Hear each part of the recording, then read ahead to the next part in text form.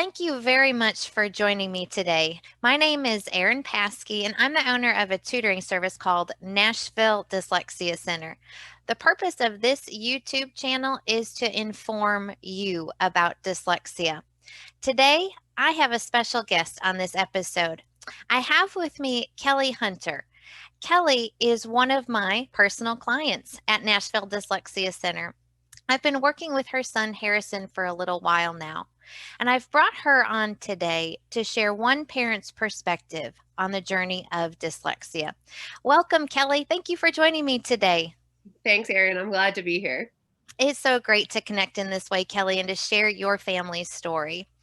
Now, I've been working with your son Harrison for maybe about 8 to 9 months.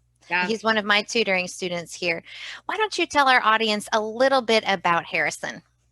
sure. Harrison is a imaginative kid. He has got the biggest imagination of any kid I've ever met. He's creative.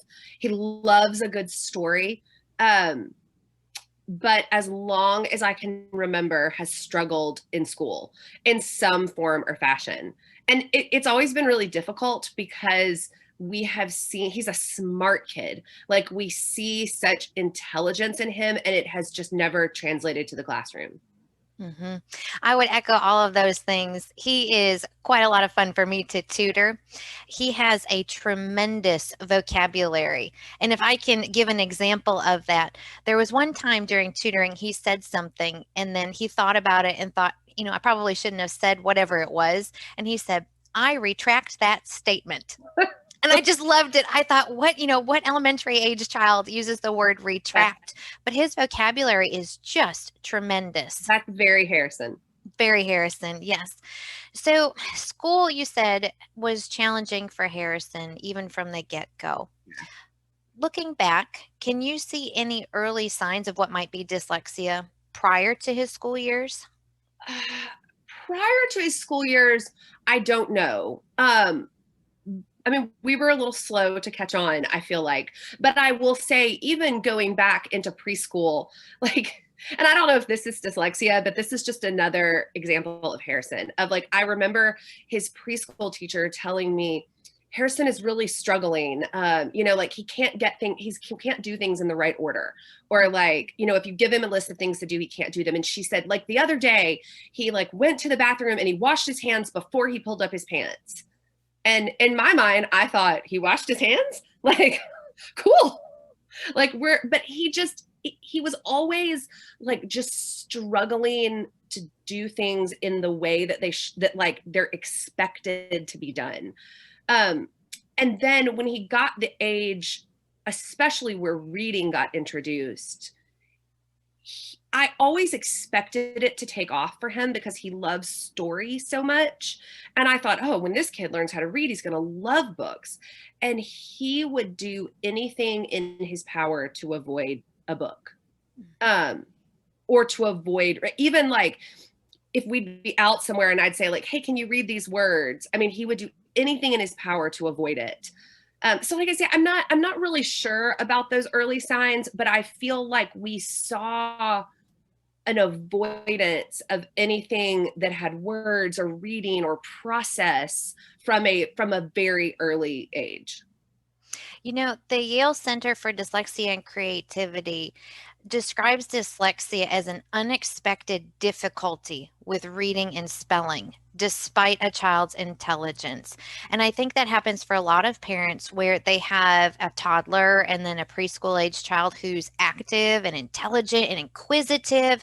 And the parent expects the child to go off to school and fly through everything because they're such a quick learner with things at home. And so it can be quite shocking to the family and to the child himself to find that these things are such a struggle that everybody else seems to be doing so well with. Yes. I mean, I think that would perfectly capture our experience of, we just thought he's so smart, he's so with it. And now he was very slow to talk too. I don't know if that's a sign, but he didn't talk till he was almost 3.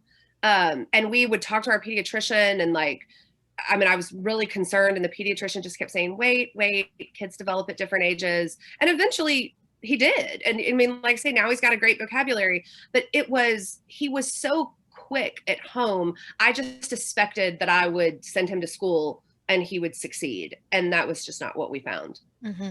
What kinds of things did the school do to try to help Harrison?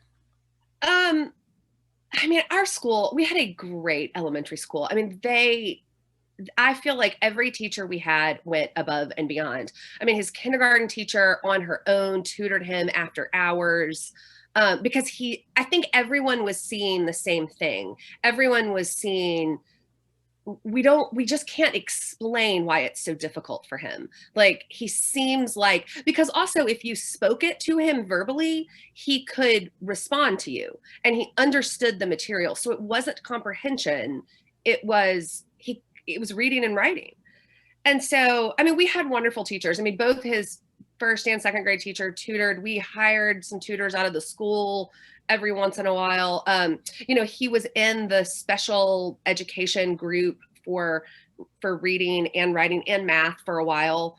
So I feel like the school did absolutely everything that they could. Actually, what led us to you was probably his second grade teacher saying, I think there's something deeper going on here. His second grade teacher kind of came to us and said, you need to have him tested for something. And she said, I'm not a specialist. I don't know what it is. I don't know if it's ADD. I don't know if it's dyslexia. I don't know, but there is something deeper going on here. And we actually, the week before the tornadoes in Nashville, we had a big meeting with the school. And can I just preface this by saying that I love schools and I love public education. I don't ever want anything that I say to come out like I'm critical of the school, because I do believe that within the resources that they had, they did absolutely everything they could to help Harrison. We had a phenomenal school, a phenomenal principal, counselors, teachers. I don't know if you remember that old show, The West Wing, where one of the characters says, I think public schools should be palaces and I think teachers should make six-figure salaries. And I fully believe that, but I do think that the system failed Harrison a little bit. The week before the tornadoes, we went into a meeting with the principal, the teacher, a counselor, like a special ed person. And essentially what we were told was, yeah, it's bad. Like, he's behind, but it isn't bad enough. Like, he doesn't quite qualify for us to test him. So we won't test him. But you have to remember, I mean, he was in classes with kids that English wasn't their first language. So yes, comparatively, he wasn't struggling to the level that some kids were, but it was bad. It just wasn't bad enough for him to qualify under like the restraints of that system. So we kind of left that meeting really discouraged. Literally 2 days later, the Nashville tornadoes happened and the school system shut down and really never reopened because of COVID. So we are like at home going, we don't know what to do. Like, the teacher's saying this is bad and you need to have him tested. Our pediatrician is saying, yeah, we should maybe have him tested. But the school's saying it's not bad enough for us to help you. So, I mean, we were really feeling pretty lost. And we were on a walk one day. Honestly, dyslexia had not even really occurred to me. I had thought maybe ADD, I didn't know. And we were on a walk and we were talking about reading and like, why didn't he like to read? And he said to my husband, Dad, I try so hard, but sometimes the letters on the page move around while I'm reading. And we went, what? Like, we just have not been paying attention. And I think he had been trying to tell me for quite some time that he was struggling. And we just kept thinking, well, he's in the special class. It'll click and catch up. And in reality, he was falling farther and farther behind. And then COVID hit, as you mentioned. COVID hit. Yes, yes. And I've spoken with many parents who were seeing their child at home in greater detail than they had ever seen before. They're doing these assignments with their children at home, and like you, they're going, Absolutely. we don't know what to do. And what I think is really great, Kelly, is there are wonderful schools out there who do as much as they can for children with Mhm. dyslexia. And then there are private tutors such as myself, and there are special schools for children with dyslexia. And so, what I want parents to come away with is there is a solution for your child to receive the right kind of instruction, but it Mhm. has to be a certain kind of instruction. Right. And for people who are new to this channel or to dyslexia, the gold standard is an Orton Gillingham based program. And we don't have the space here to go into what is that exactly, but it is a multisensory way to teach phonics. And for students like Harrison, we needed to actually start with how are sounds made? And when we make the sounds in our language, what's going on in our mouth? Is it vibrating in our throat or is it quiet? And we have to bring that great attention to how are the sounds made before we can even attach the letter symbols to those sounds. And that's what Harrison needed. And actually about 50% of our students that we see need that instruction in sounds Mhm. first. So you chose to go the route of private tutoring, obviously. How Right. has that been a benefit to Harrison? I mean, I almost don't have words for the benefit that it's been to Harrison. I mean, I even things as small as we were starting to see some behavioral issues. Um, and they tended to come around frustration. Like he'd be really frustrated in school and he'd get in trouble, not for being bad, but he was frustrated and he was acting out and it was spilling over into home. And I was seeing more and more anxiety and frustration in him. And since we've been in tutoring, I mean, it's not all gone, but lots of that has dissipated because I think he's learning how to deal with that frustration. He's not just learning how to read and write and the way sounds work, but he's learning how to deal with not knowing how to do something, um, which I think was at the root of a lot of the behavioral stuff we were seeing is just this just high level of frustration that we didn't really know how to deactivate it. And I'm afraid we made it worse, honestly, in the beginning because our response was to ignore it to a certain degree and think, well, it's going to correct itself. Um, and I think we probably made it worse. And I think tutoring has given him a framework for learning, and it has given him a framework for how his mind works. And so he's able to kind of take a step back and do things within a structure that works for him. Instead of being, again, like, not to knock the school system, but instead of being in a classroom with 35 kids, I mean, of course the teacher can't stand there and say, Harrison, let's back up, let's calm down, what are you thinking? Like, of course she can't do that, she's got 30 kids in the classroom. And he needed that. He needed to learn how to learn. If So, I can share a story that has really touched my heart about Harrison, I'll back up and say sometimes when students do tutoring, their progress is very gradual and it just kind of keeps building. But for Harrison, he had a moment last week that it's like the light bulb went on for him. And if I can share that story, maybe have you help me tell it here. It's just one of the great joys of my work. And so, for the audience to understand, Harrison is working on words with one vowel in them, and they may be up to 5 or 6 letters. And he got to a place where he was ready to start reading some controlled text, which means the words are all the kinds of words he's been studying. We're not going to throw in there words he hasn't studied. And so I have found this wonderful author. Her name is Cheatham Kane Bell, and she's the mother of a child with dyslexia. And what she did is she wrote chapter books for students with dyslexia and other reading struggles. And so last week, I gave Harrison one of those chapter books. It's one of the simple word books. And I've done this before, and children receive them in different ways.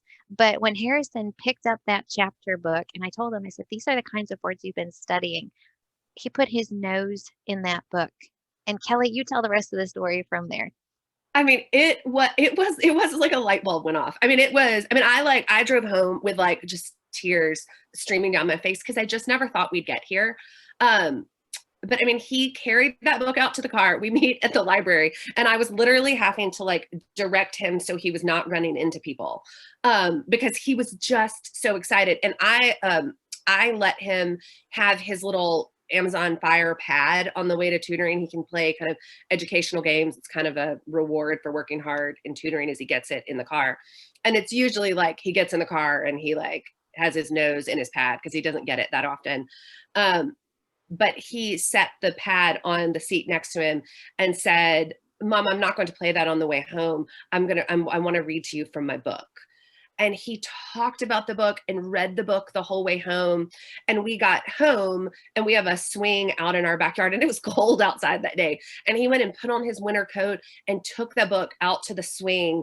And I mean, probably spent another 20 minutes out there like on the swing. I sent Aaron a picture of him like buried in his book out on the swing, like in his winter coat. And he just came in and, you know, I mean, I don't even think he'd read a whole chapter by the time he came in, but the pride on his face was just unbelievable. And he said, he used to tell me all the time, I mean, in school, Mom, everyone thinks I can read and I can't. Like, you all think I can read and I can't. And I'd go, oh, Harrison, you can read. Like, you're just, it's slower for you than some other kids, but like you can. Again, I just don't think I was listening. But he said the other day, holding this book, he looked at me and said, Mom, maybe I can read just a little bit.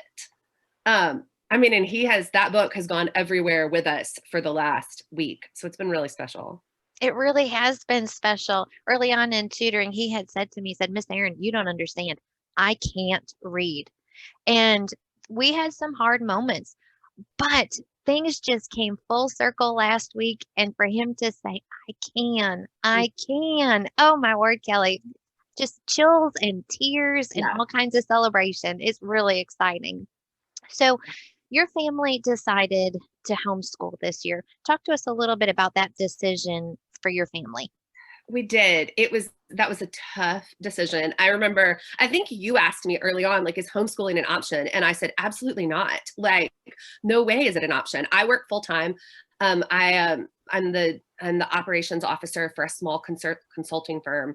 My husband works full time he's a social worker in a hospital. And I just went, no, I can't teach them. Like, I'm on phone calls all day long. I don't know when I would possibly do that. But COVID. And I will forever say that for all the horrible, awful things that have happened this year due to pandemic and COVID, this is one of those things that I will forever be grateful for, because I don't know that I would have gotten there on my own. My husband and I have said that like multiple times, I mean, a little bit embarrassed, just said, I don't know.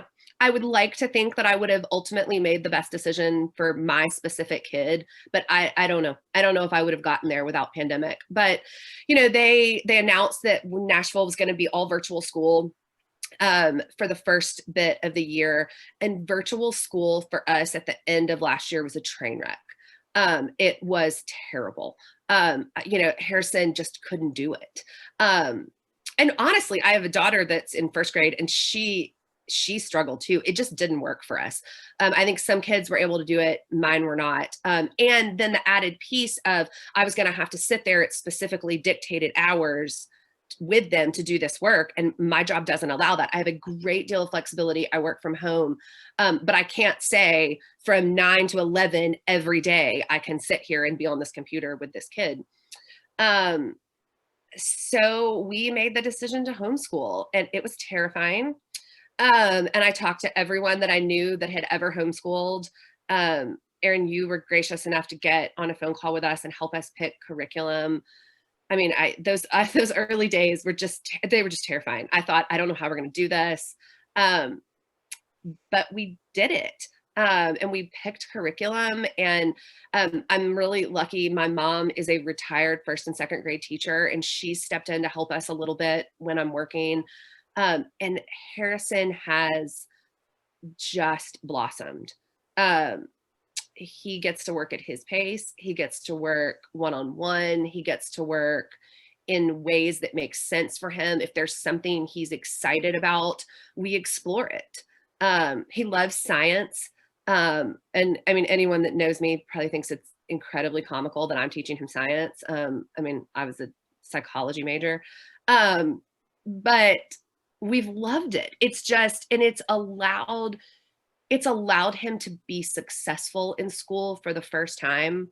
And the confidence that I have seen in him is just astonishing. What are your hopes and dreams for Harrison? I want Harrison to have the option to do whatever he wants to do in life. And I don't want him to be limited by the way he learns. So I want him to understand his makeup and his brain and the things that are incredibly special and wonderful about it. Um, and the things that make him creative and an individual. And then I want him to be able to use that in any way that he wants to. I want him to be able to harness it. And I feel like this is the first year I've maybe seen a little glimpse of that. Um, yeah, that's what I hope. Kelly, I believe he's going to do great things. So, you've been walking this journey for a little while right now. What do you want parents of children who are struggling with reading to know? Okay, I'm going to try not to cry. Um, I want you to know that there's hope. I want you to know that no matter what has led to this moment, that there's a path, and it's long, and there are days when it's really hard. I mean, there are days I held a crying kid on the kitchen floor last year because he just said, I just can't do it. Um, and we just kept saying, you can, we know you can, we know it's hard. Um, I think I felt a lot of guilt. And I think of I just didn't listen. He told me he couldn't read and I blew it off. Um, and so I think I would say whatever leads to this moment, the past is over and done, and you can get on a path to success. But that it's going to be really little increments. That, like, I mean, there were days he was like in my kitchen making the F, no, just the noise for F over and over again, and trying to distinguish it from a TH. And I was going, oh dear Lord, we're just going to be a while before we learn how to read. But those building blocks were just so critical to him feeling successful. Um, yeah, that's what I would say. Well, I appreciate that, Kelly. And I want to say thank you for sharing your story with our audience. Your family is one of many who have children who are struggling, who need to know that there's hope out there. There are solutions. And so thank you for taking a moment to share that with us all. I really appreciate it. Sure. Like I say, I think there were so many people that stepped into the first part of our little journey here and told us, like, there's hope. Like, there's a way to do this. It's not doomed. His education's not doomed. Like, this can be saved. And I'm so grateful for those people, for you, and for all the other people that stepped in and said, hey, like, there's a road out of this. And so if there's any encouragement I can give anyone else, I want to be able to do that.